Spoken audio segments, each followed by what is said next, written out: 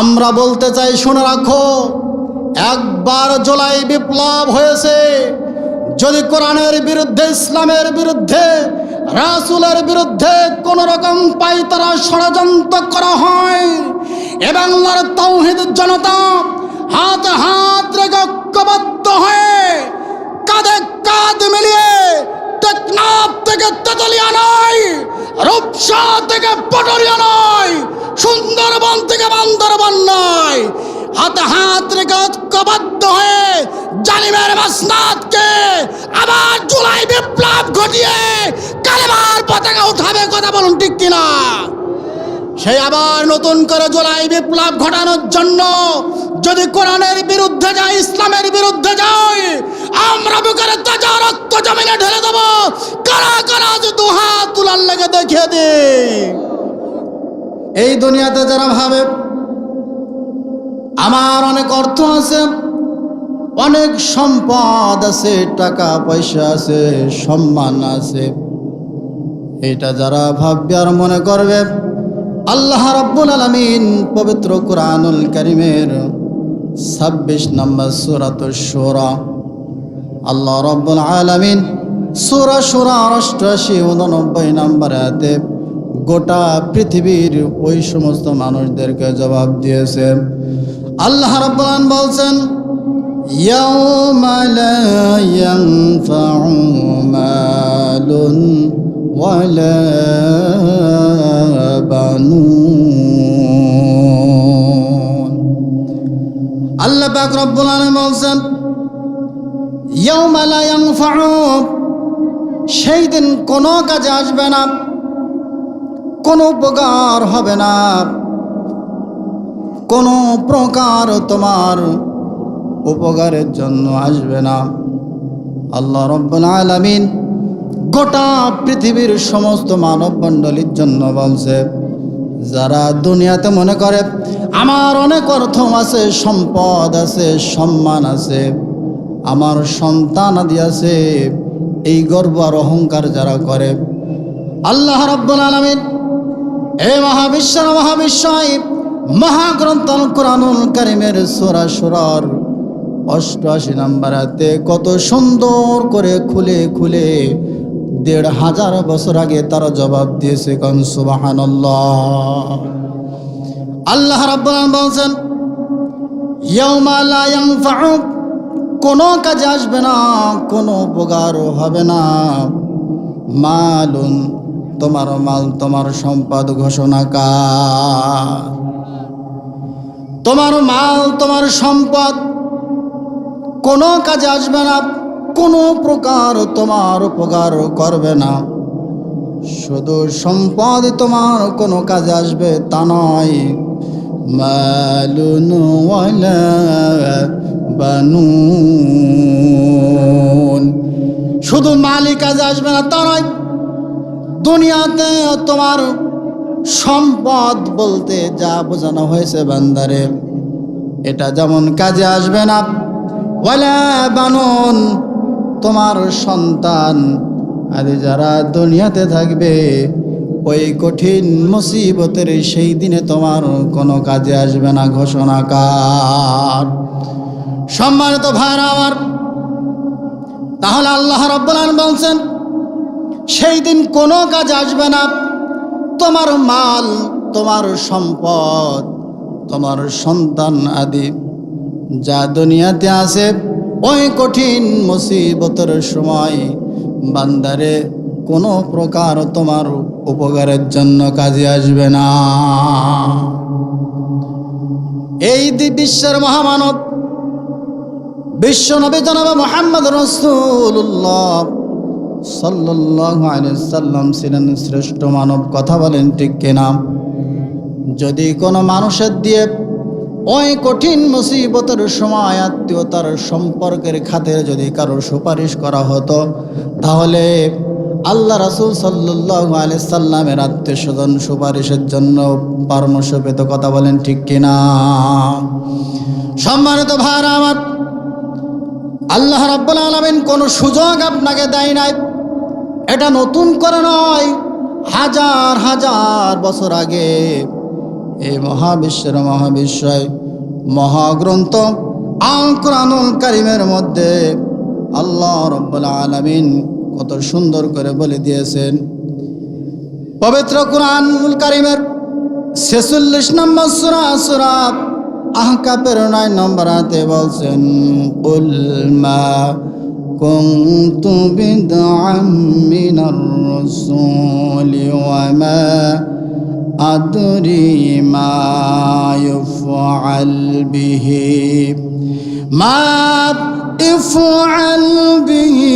ওয়ালা বিকুম। আল্লাহ পাক রব্বুল আলামিন বলছেন, কুল মা কুনতু বিদআম মিনার রাসূল, কুল মানে বলো, মা কুনতু বিদআম মিনার রাসূল, হে রাসূল আপনি বলে দেন আমি কোনো নতুন রাসূল নয়, আমি কোনো নতুন বার্তাবাহক নাই, এই পৃথিবীতে আমি কোনো নতুন নবী নই।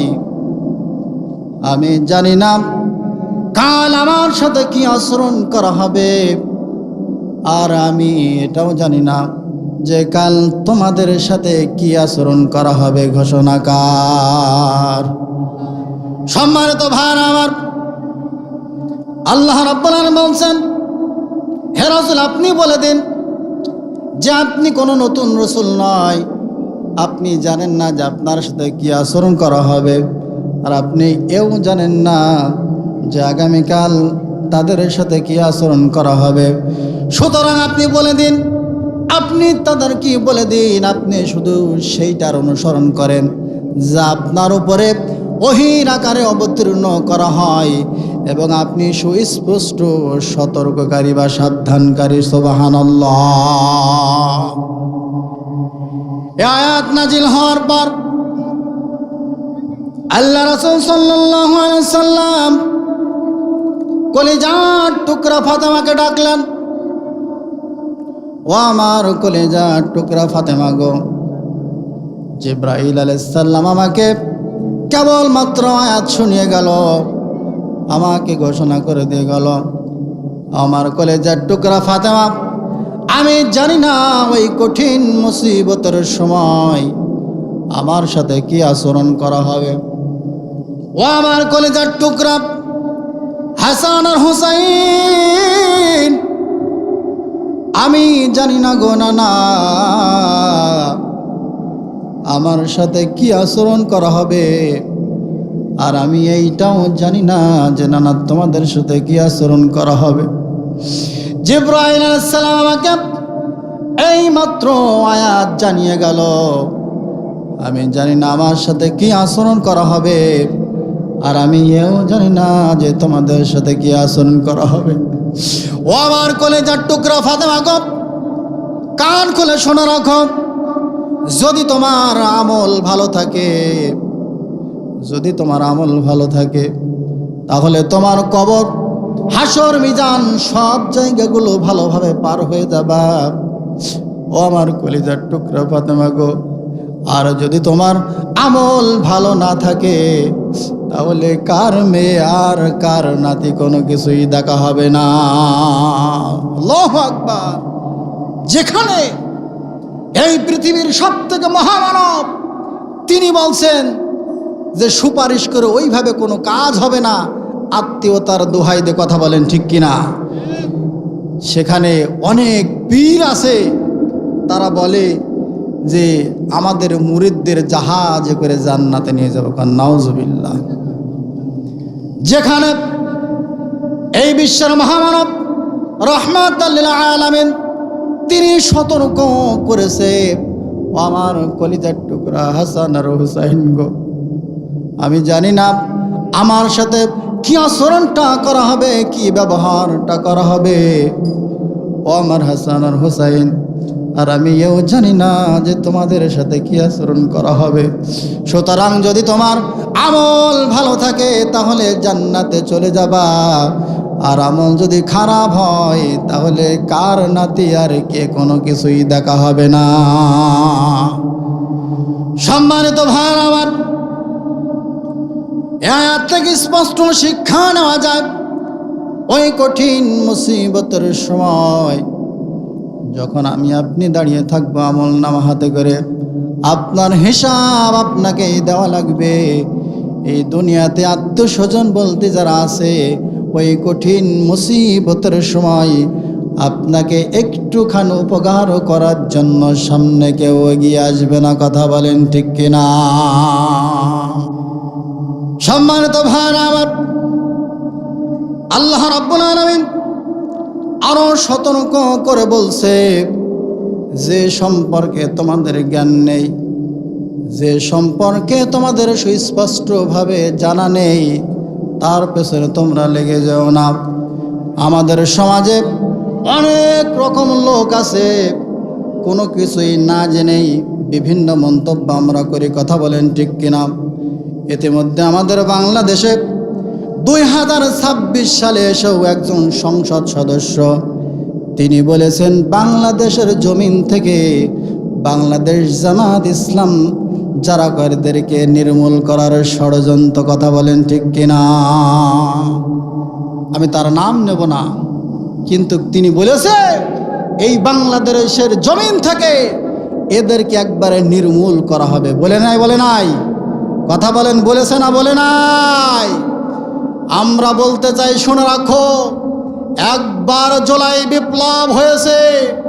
যদি কোরআনের বিরুদ্ধে, ইসলামের বিরুদ্ধে, রাসূলের বিরুদ্ধে কোন রকম পায়তারা ষড়যন্ত্র করা হয়, এ বাংলার তাওহীদ জনতা হাতে হাত রেখে ঐক্যবদ্ধ হয়ে কাঁধে কাঁধ মিলিয়ে টেকনাফ থেকে তেতুলিয়া নয়, রূপসা থেকে পটুরিয়া নয়, সুন্দরবন থেকে বান্দরবান নয়, হাতে হাত রেখে ঐক্যবদ্ধ হয়ে জালিমের মাসনাদকে আবার জুলাই বিপ্লব ঘটিয়ে কালেমার পতাকা উঠাবে। কথা বলুন ঠিক কিনা? সেই আবার নতুন করে জুলাই বিপ্লব ঘটানোর জন্য যদি কোরআনের বিরুদ্ধে যায়, ইসলামের বিরুদ্ধে যায়, আমরা বুকের তাজা রক্ত জমিনে ঢেলে দেব। কারা কারা যে দুহাত তুলার লেগে দেখিয়ে দে। আল্লাহ কবুল করুক বলে আমি। সম্মানিত ভাইরা আমার, আল্লাহ রাব্বুল আলামিন বলছে, বান্দারে, যেই বিষয়ে তোমার কোনো জ্ঞান নেই সেই বিষয়ের পেছনে তুমি লেগো না। পবিত্র কোরআনুল কারীমের 17 নম্বর সূরা বনী ইসরাঈল আল্লাহ রাব্বুল আলামিন বলছেন, ওয়ালা তাকফু মা লাইসা লাকা বিহি ইলম। যে সম্পর্কে তোমার সঠিক কোনো ধারণা নেই, যে সম্পর্কে সঠিক তোমার জ্ঞান নেই, সেই সম্পর্কে তুমি তার পেছনে লেগে যেও না। কিন্তু আমাদের অভ্যাস হলো, কোনো একটু কিছু জানার জন্য বা একটুখানি কোনো মানুষের দোষ ত্রুটি আমরা যদি জানতে পারি, তাহলে বাজারে মহল্লায় চায়ের দোকানে ঝড় উঠে যায়। কথা বলেন ঠিক কিনা? যারা চায়ের দোকানে ঝড় তোলো, মিথ্যার উপরে ভর করে যারা চায়ের দোকানে ঝড় তুলে দাও, ভাই রে, তাদের জন্য আল্লাহ রাব্বুল আলামিন এটা নতুন করে নয়, হাজার হাজার বছর আগে পবিত্র কোরআনুল কারীমের মধ্যে আল্লাহ রাব্বুল আলামিন বলছেন, ইন্নামাস সাবিলু ইন্নামাস সামাআ ওয়াল বাসারা ওয়াল ফুআদা কুল্লু উলাইকা কানা আনহু মাসউলা। আল্লাহু আকবার। আল্লাহ রাব্বুল আলামিন বলেন, ইন্নামাস সামাআ, নিশ্চয় তার কান সম্পর্কে তাকে জিজ্ঞাসা করা হবে, কান দেখিয়ে শুনেছিলে ঘোষণাকার। আল্লাহ রাব্বুল আলামিন বলেন, ইন্নামাস সামাআ, তার শ্রবণ শক্তি বা কান সম্পর্কে কিয়ামতের এই কঠিন মুসিবতের সময় জিজ্ঞাসা করা হবে। শুধু তাই নয়, ওয়াল বাসার, তার চোখ সম্পর্কে তাকে জিজ্ঞাসা করা হবে। বান্দারে, দুনিয়াতে যখন তুমি ছিলে, দুনিয়াতে আমি যখন তোমাকে হায়াত দিয়েছিলাম শ্রবণ শক্তির জন্য, আমি তোমাকে যখন কান দিয়েছিলাম, ইন্নামাস সামাআ, এই কান দিয়ে কি শুনেছিলে, ভালো কোনটা শুনেছিলে আর খারাপ কোনটা শুনেছিলে? যদি তুমি এই কান দিয়ে আল্লাহ রাব্বুল আলামিনের দেওয়া নিয়ামত, এই কান দিয়ে যদি আমরা ভালো কিছু শুনে থাকি আর সেটা যদি বাস্তবে আমরা আমল করতে পারি, তাহলে কঠিন ওই মুসিবতের সময় আমাদের জন্য উপকার হবে। কথা বলেন ঠিক কিনা? সম্মানিত ভাইরা আমার, শুধু তাই নয়, আল্লাহ রাব্বুল আলামিন বলছেন কান সম্পর্কে জিজ্ঞাসা করা হবে। এরপর আল্লাহ পাক রব্বুল আলামিন সূরা বনী ইসরাঈলের 36 নম্বর আয়াতের মাঝের অংশ বলছে, ইন্নামাস সামাআ ওয়াল বাসারা, বান্দারে তোমার চোখ সম্পর্কে ওই কঠিন মুসিবতের সময় তোমাকে জিজ্ঞাসা করা হবে। চোখের জন্য জিজ্ঞাসা করা হবে, বান্দারে চোখ দিয়ে কি দেখেছিলে তুমি? যখন তুমি দুনিয়াতে ছিলে এই চোখ দিয়ে তুমি কি দেখেছিলে? সম্মানিত ভাইরা আমার, শুধু তাই নয়, আল্লাহ রাব্বুল আলামিন বলেন চোখ সম্পর্কে যেমন জিজ্ঞাসা করা হবে, এরপর কি হবে? ওয়াল ফুআদু কুল্লু, তার অন্তর সম্পর্কে তাকে জিজ্ঞাসা করা হবে। আল্লাহু আকবার। ওয়াল ফুআদু কুল্লু, তার অন্তর সম্পর্কে জিজ্ঞাসা করা হবে।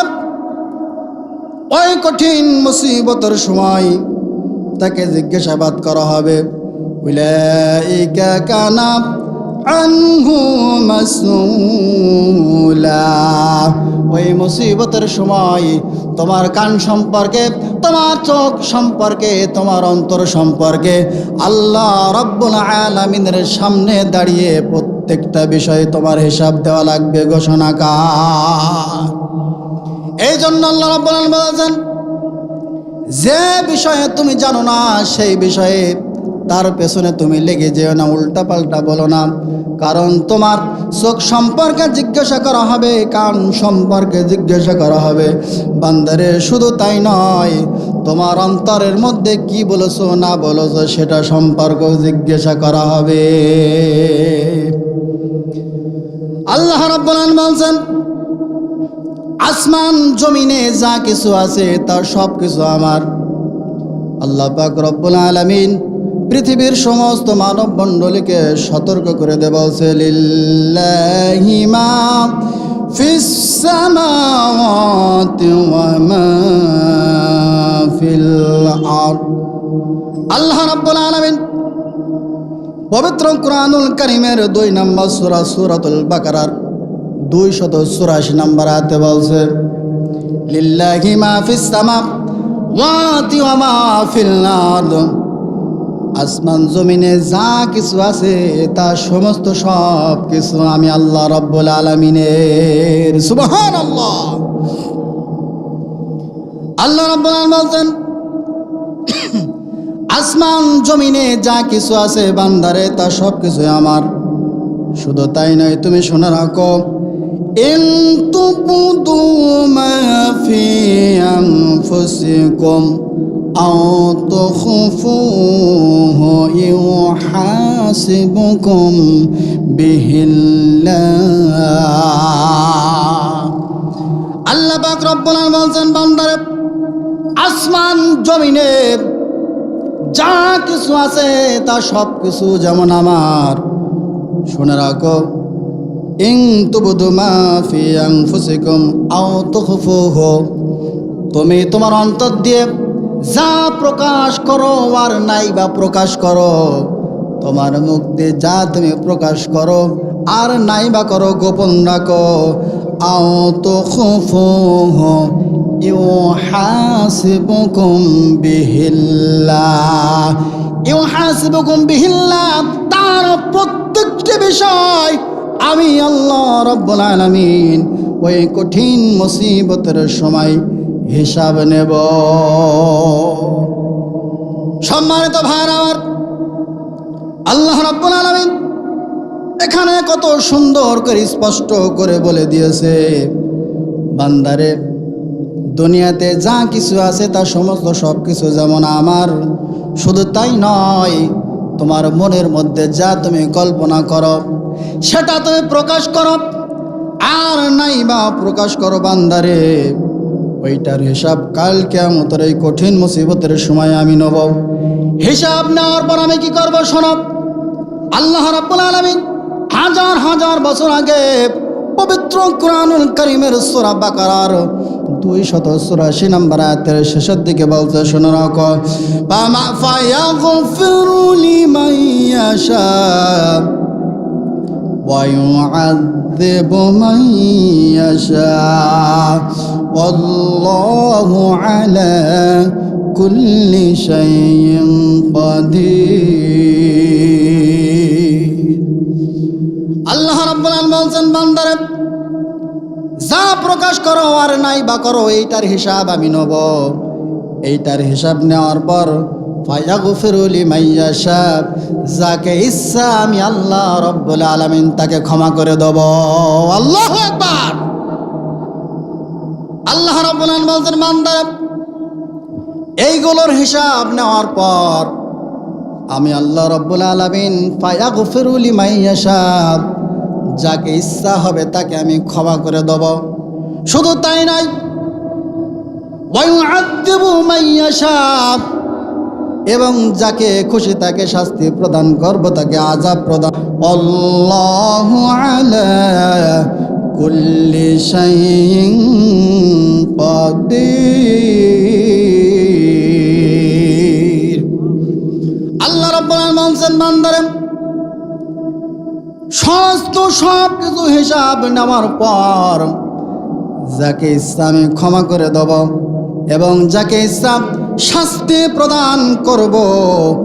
আল্লাহু আলা কুল্লি শাইইন কাদির, এবং সমস্ত ক্ষমতার মালিক হলেন আমি আল্লাহ। ঠিক কিনা?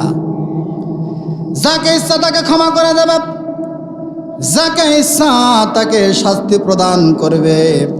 ওই কঠিন মুসিবতের সময় আপনাকে আমাকে সকলকে ওই কঠিন মুসিবতের সময় ওঠা লাগবে।